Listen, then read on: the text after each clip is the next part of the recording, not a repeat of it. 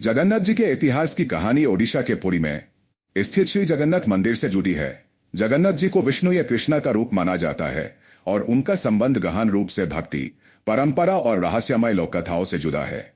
यहाँ एक सरल और रोचक रूप में जगन्नाथ जी के इतिहास की कहानी दिखाई है। जगन्नाथ जी का उद्भव, कहानी और इतिहास।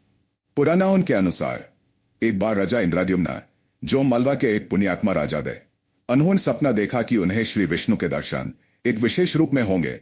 उन्होंने विष्णु भगवान का एक अलौकिक दर्शन पाने के लिए पूरा देश छान मारा। उन्हें पता चला कि नीलाचल पर्वत, आज का पुरी में नीलमाधव के रूप में भगवान विराजमान है। उनके पुरोहित विद्यापति को भेजा गया नीलमाधव का दर्शन करने।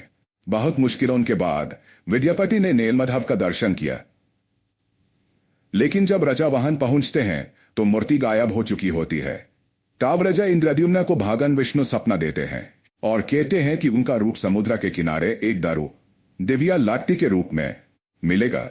यूएस दिव्या दारू से भगवान जगन्नाथ, उनके भाई बलभद्र और बहन सुभद्रा की मूर्तियां बनाई गई।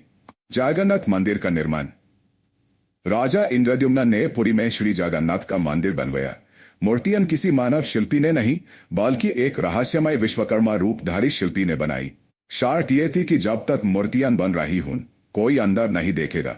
लेकिन राजा ने धैर्य खो दिया और दरवाजा खोल दिया। तब तक मूर्तियां अधूरी थी। इसलिए आज भी जगन्नाथ जी की आंखें बदी और हाथ पैर अधूर दिखते हैं। रथ यात्रा सबसे विशेष उत्सव।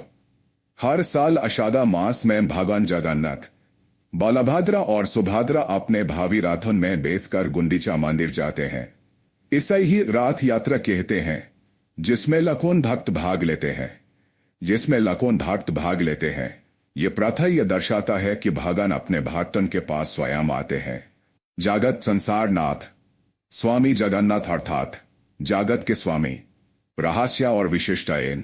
जगन्नाथ जी के मंदिर के गुंबद पर से पक्षी नहीं उड़ते। मंदिर की छाया कभी जमीन पर नहीं पड़ती। प्रसाद, महाप्रसाद कभी कम नहीं पड़ता। चाहे 10 लोग हों या 10 लाख, अगर आप चाहें